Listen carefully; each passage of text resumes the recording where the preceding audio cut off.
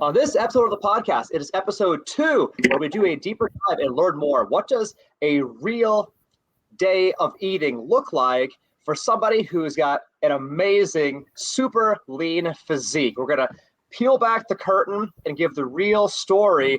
No myths, no gimmicks, just the real talk. We have the man, the myth, the legend, Coach James Hooks, the health coach, joining us on the podcast today. We're going to hear from him. Stick around. Welcome to the CrossFit Edwardsville Community Podcast, where we hear and learn from our coaches, CrossFitters, and Glen Ed community leaders. Now, here are your hosts, Dallas and Greg. What is up, CrossFit Edwardsville community? As you know, I'm Coach G. I'm on the coaching team here at CrossFit Edwardsville, and I have the great honor and privilege today to invite back to the podcast. I think this is our first three-timer. First person to be on the podcast 3 times. Oh, Coach James, welcome back to the podcast.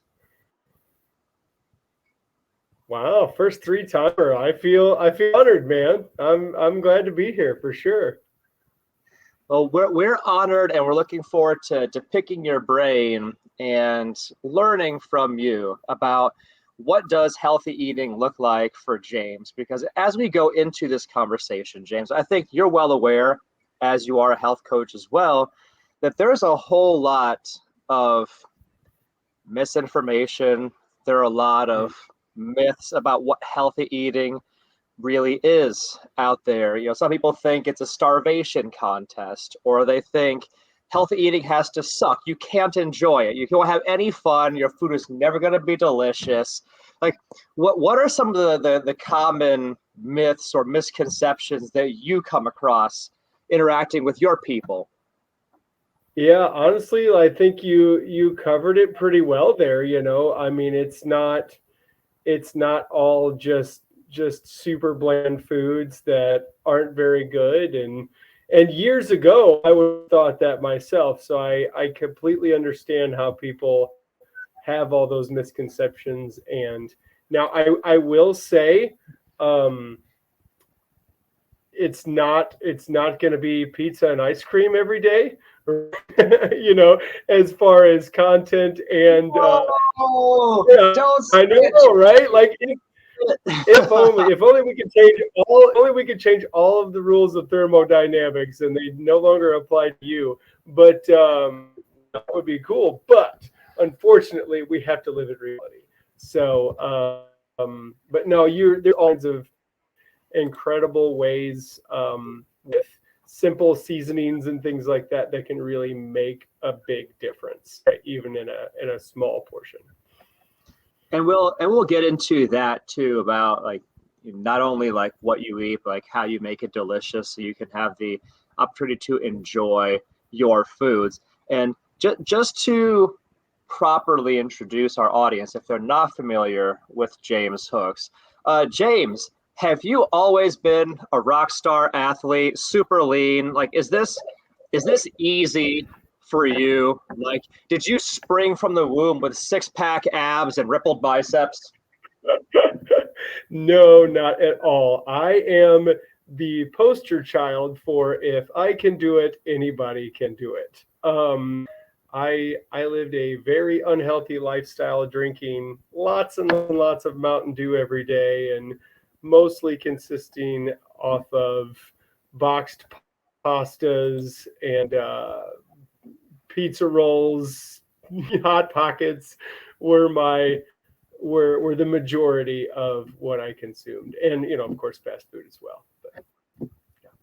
So I can relate also that one of the neat things about us is we both got it completely wrong before we got it right. But we were both, I think, we had the humility to be able to go and learn from others who knew more about this than we did and try something different, try something new, maybe something that wasn't necessarily the conventional wisdom. It wasn't the USDA food pyramid telling us to eat all the grains all the time or whatever, right? So like maybe if we can completely botch it and we can eat all the wrong foods and get it completely wrong and come from a starting point of a train wreck and then be able to turn that around. Hopefully that gives hope and inspiration to the people out there that maybe you're struggling too. Maybe you're also having a hard time getting it right. And if that's the case, that's okay. We're not coming at you from a place of judgment. We're not up here to preach at you. We're up here to share with you, what does this really look like? Because it doesn't suck. I think that's, as a spoiler alert, healthy eating is not a terrible, miserable, unenjoyable thing. Does James agree with that? Absolutely. I agree. And also it's interesting how quickly, once you detox from some of the more destructive and suboptimal food options, how much better good real food tastes. Like it's shocking to me how quickly that happened for me. And what you're talking about is your body, your palate was able to evolve in a way where you can now taste what real food tastes like. You can taste what nourishment tastes like. And you also can taste what artificial or processed or toxic or harmful tastes like. And it's an amazing place to be once your internal radar, your internal sensors now can pick up, this is bad for me, this is good for me. I think is what you're talking about here. Absolutely. Well, absolutely. Sorry, you were going to say something? No, I just said I was completely in complete agreement. Well, cool. Well, we're excited. So, James, I'll open the floor to you to, I guess, give us a day in the life, healthy eating looks like, and asterisk that this is what it would look like if James is looking to cut body fat. I'll let James elaborate on this a little bit more, but how he eats may vary depending on what the objective is. So, James, I'll let you take it from there. Absolutely, and I couldn't agree more, Greg. I think it's very, very important to understand that you need to eat for your goals. So there are times where part of my goal is actually to gain weight and to build additional lean mass, which, lean mass just means body weight that is not, right, which primarily consists of water and muscle. So as far as a day in the life of, this is very, very recent for me, I got extremely lean preparing for my first ever unpartaken Murph. It's one of those things that I just wanted to say that I did one time in my life. And every single thing about that workout is easier if I was carrying less body fat around. So I did that. Let me do a quick timeout on this. Just so our audience knows what James is referencing, as of the recording of this podcast, we just got past Memorial Day weekend. And in CrossFit World, we honor the fallen soldiers by doing a workout known as Murph, which is a very long, arduous workout where we overcome and conquer adversity in the name of honoring the fallen soldiers. But in this workout, which is primarily body weight, it is an infinitely more, you're infinitely you're gonna enjoy it more. It's gonna be more successful for you if you're not carrying a lot of extra body fat going into that workout. So go ahead, take it from there, James. Yep. Absolutely. And so this is a very recent situation for me as far as wanting to lean it down or lose as much body fat as I possibly could in a relatively short amount of time. Like, there is such a thing as trying to be too aggressive with it. But my approach to it, I always make sure and eat in a sort of high protein way personally. And when I say that, I eat a minimum of grams in protein per day equal to my lean body mass and as much as my total body. If I'm a 215-pound man, with 185-pound lean mass, non-fat mass, I'll eat anywhere from 185 to 215 grams of protein a day. Now, that is very intentional, right? And that is not a number that you're going to trip and fall into. So you do have to come in with True a plan. fact. This is not going to happen by accident, is what you're saying. No, correct. No, so I have to come up with a plan in order to gear my eating to that. So I do eat often. I will eat as often as 6 times a day, even while leaning out. Many of those, kind of a traditional breakfast, lunch, and dinner. Sometimes that works out for my schedule. Sometimes it doesn't. But I'm never more than 2 to 3 hours without having eaten something that has me feeling really good and keeps my blood sugar level all throughout the day, which I'm a big fan of because I like to feel good. And so here recently, leading up to this big lean down, and in the process of the lean down, I would start most days, if I were doing like a 5 a.m. CrossFit class, I would actually come into that class and I would do that class fasted. I would drink at least 16 ounces of water beforehand, and I would bring. I have branched chain amino acids that I do add to my water that I drink either during that class or immediately after, depending on what that class looks like. I try to drink as much as I can throughout the class. Immediately post-workout, within about a half hour or so window, I will get home and try to eat some sort of fruit. That's been something that I added in this last that seemed to really help me retain more of the muscle mass as I was losing body fat mass. So that's really one of the few times of the day that I really do eat a bunch of simple carbs like sugar. And even that, I try to stick to a natural source as much as possible. Another option, if you're not a big fruit person, simple carbs from a natural source is just in a protein shake, add some honey, right? Doesn't take much. Honey. It's very, yeah. And it's from a natural source, and you're not adding a lot of added sugars, right? Which is Sure. a big part of what you want to avoid. Did you have more to say on that? No, I'm just taking notes as you go along. What's interesting is cool.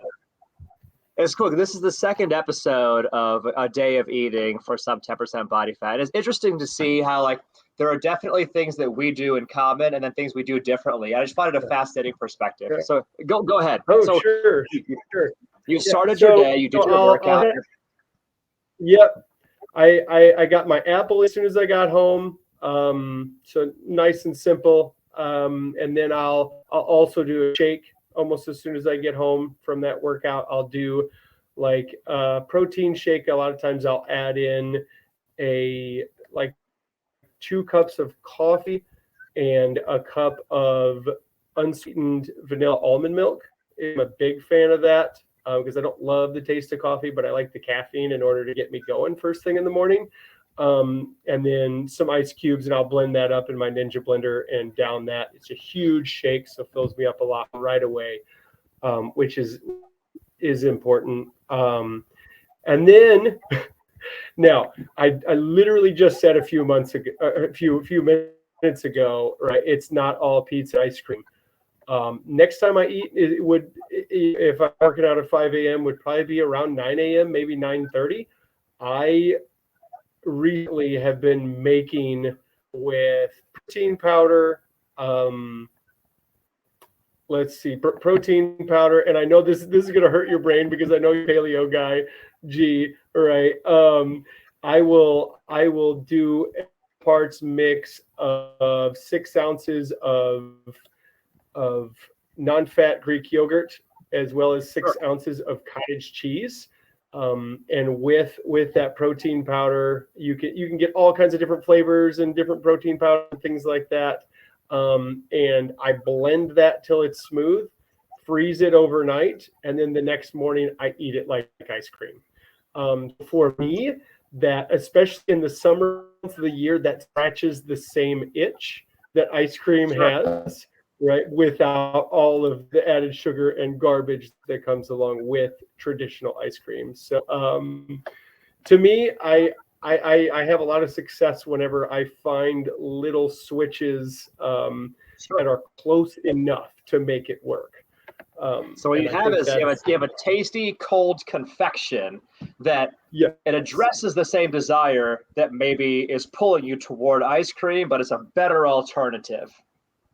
Absolutely. And honestly, it's something that I initially made. My 6-year-old struggles to eat much. She's not a big meat person, and kids go through that. Most kids go through that stage.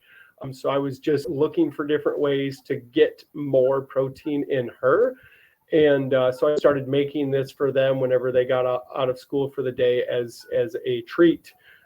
So, it was something that was awesome for them, and they love it and they request it. And it's also something that I can feel really good about a father and feeding them and knowing that it's not going to lead to long-term struggles in their nutrition choices. I love that. So cheers. That's that's a big so I'll eat, I'll make one of those tubs of ice cream. I'll eat about half of it there at 9 a.m. I'll eat the other half at about 3 p.m. Midday for lunch, I will eat. That's where I start stacking in a lot of protein. I'll eat 7 to 8 ounces of cooked weight of chicken breast. Most of the time, the chicken breast I grill all year round. My wife thinks I'm crazy because I'm out there in January grilling. She's like, "Isn't it cold to grill?" I'm like, "No, I'm literally standing in front of a fire." But I love it's it. neither here nor there, right? So I'll eat 7 to 8 ounces of cooked weight of chicken. I do use seasoning on the chicken. I'll just lightly coat it in olive oil.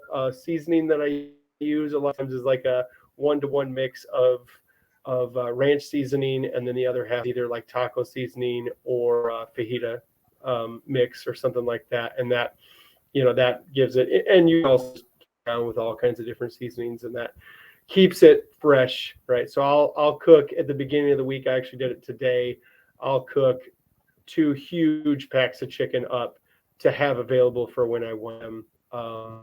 Most days for lunch, I will eat pretty similar, something like that. And then I'll also add in some green veggies, about 1.5 cups or so, maybe 2 cups, whether it be, I'm a big green beans guy. I like my broccoli as well with yellow mustard, wink.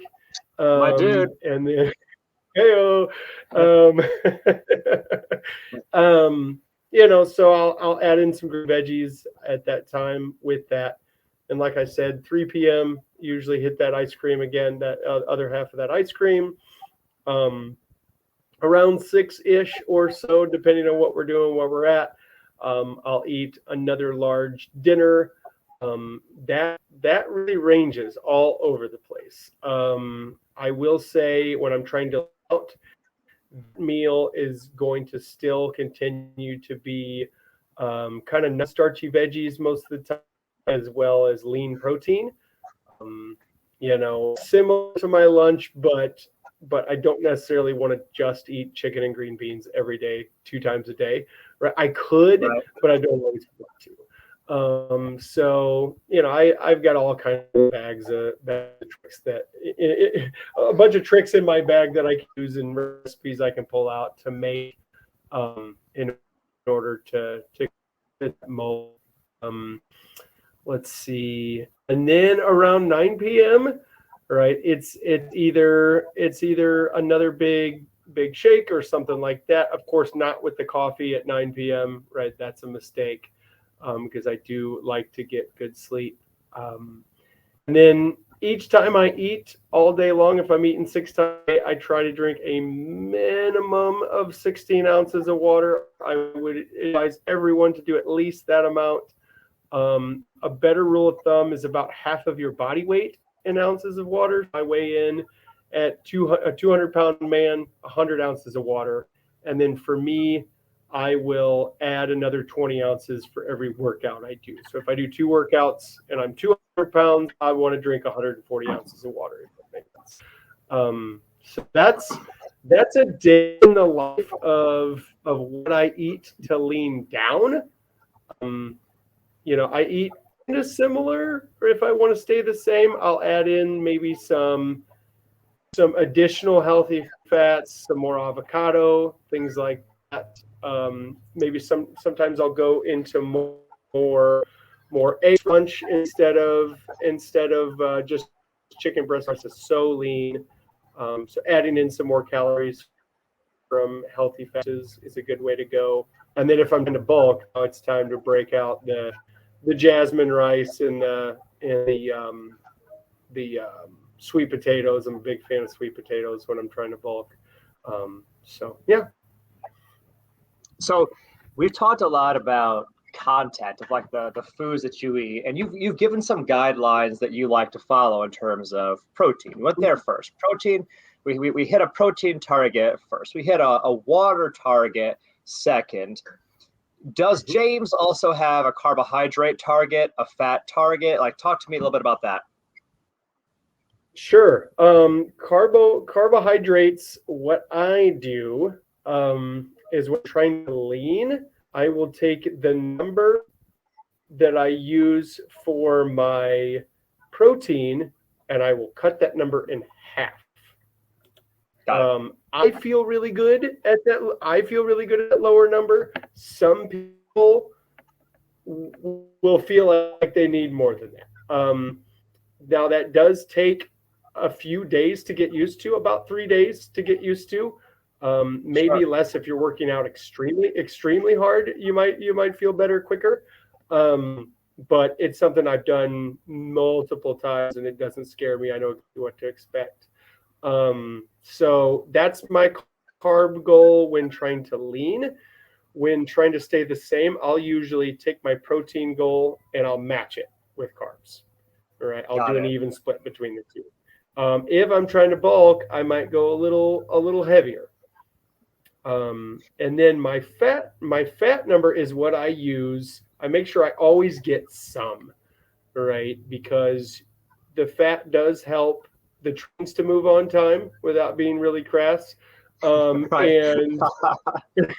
And then also you don't want to be completely without fat because you'll get into a brain fog real fast. Your body needs all of it, really does. So I don't encourage completely fat-free whatsoever. Now, based on what I have left and what I'm seeing both on the scale and my scans, that's where I take my fat and I will adjust my caloric value because a gram of fat is so calorically dense. It's the easiest number to use to kind of flip back and forth and see the results and the speed at which you want to see them. To our audience at home, every gram of protein has 4 calories. Every gram of carbohydrate has 4 calories. Every gram of dietary fat has 9 calories. And so what James is alluding to, and this is very, very important for our audience to recognize, is that smaller turns of the dial on the dietary fat side have an impact faster than the other ones. But it's really important that we put this out there that in this conversation, carbohydrates is not a dirty word. It's not evil. It's not the enemy. Dietary fat is not your enemy. It's not evil. It's not a bad thing. You need all of these things. What we're doing is we are intentionally dosing different macronutrients, protein, carbohydrate, and dietary fat to achieve specific goals. You could even argue like that is the nature of a balanced diet. You could argue it's having a balance of the things that you need in order to perform well as a person, as a father, as a husband, as a dad, also as an athlete, but looking your best as well. James, your thoughts on that? Yeah, I completely agree that your body does need all three, and it's important also to realize that the game is not completely won or lost in macronutrients. Micronutrients are important as well. There Right. are vitamin and mineral content considerations that are made way more difficult if you try to go extremely low on any of the three macros. And I think you would agree with that, right, G? Yeah. There's trade-offs to everything. Like I have people that do wonderfully Right. well on a keto diet, but there's trade-offs to that diet. I have people that do extremely well. Like, for example, like my caloric intake is 50% dietary fats each day. That works very well for me. I've had people, though, they're on the other side of things. They have to keep their fats relatively lower because their physiology responds a little bit differently than mine does. So it's not like one is good, one is bad, it's just different. But whenever you are turning the dial on one of these down, you need to be sure you're still getting the nourishment, the nutrients that you need. On some diets, it is much easier to miss certain things. If you're a vegetarian or a vegan, it's much easier to miss out on the benefits of protein or not get enough of it. That said, to be fair, the standard American diet is also coming up really short on protein also. So let me be clear. Yes. I'm not saying a vegan or a vegetarian diet is a bad thing. I'm working with somebody who's a vegetarian right now, and he's killing the game. I'm so proud of this dude, right? Different Awesome. approaches work for different folks, but it does help, though, to have a guide, a coach that can help to open your eyes to the blind spots of where maybe might you be missing nutrients in this game. Because, like I said, there's a trade-off to any one of the approaches. If you're intermittent fasting, there's a trade-off to that. If you're, super low carbohydrate, there's a trade-off to that, and so on. Yep. Totally agree. James, any other thoughts you'd like to share in this conversation of like a day in the life for James, eating to be lean, look amazing, feel amazing, live your best life? Sure. And I think, the one thing I would definitely leave you all with is that if you look under my little heading here, I typed in master of my own health. Understand at the end of the day, you're in control of what you eat. You just are. Now, like cost wise, honestly, like if you learn how to pick and choose and what to purchase and things like that, like it can be done. And so there are certainly some people with limited options, but if you choose and want to turn the switch and eat healthy, you can. Right? I give you permission to realize that you can. I love that. I think that some people just need to have that affirmation that you can do this. This is a winnable battle. And if you have spent your entire life struggling with this, we get it. We get it. I didn't even begin to explore a healthy route until I was almost in my 20s, which is not old, but understand I had 19 years of a complete shit show by the time I started even trying to do healthy things. And if you've struggled for a lifetime with this, it's okay. You're not alone, and the game is winnable. The human body is amazingly adaptable and plastic and will respond even if you've been smoking for years, even if your diet has been completely unregulated, just eating whatever, whenever, all the time. It's still making the changes today.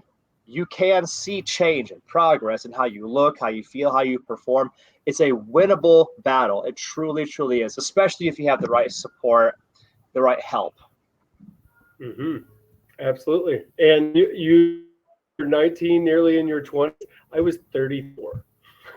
Yeah. when that switch finally got flipped. So as he said, it is a winnable game, right? You just need to choose is what it really comes down to. So, James, how can people find out more about you or get in contact with you if they would like to do that? Sure, sure. Absolute best way to contact me is on Facebook or Messenger at James D. Hooks, just like you see it typed on the screen here. Same thing on Instagram, right? Type in James D. Hooks. It should pull it up right away. If I need to send in links, I will. Right between now and when this actually. We're out live now. I didn't even realize. Wow. But yeah. Anything. Well, so no bleep button necessary or anything. That worked out. But no, reach out anytime. I'd love to have a discussion and see where you're at and what I can either do or point you in the right direction to get help if it's not me. Cool. James, thank you for the gift of your time. Thank you for the gift of your insight and sharing a very, very valuable perspective. And hopefully, like, this platform allows you kind of multiply your influence to be an agent for positive change in the world. Thank you for all you do. Thank you for being you. And to our audience, thanks for joining us. Thanks for the gift of your time. Hopefully you guys learned something and had some fun. We will see you guys in the next episode of the podcast.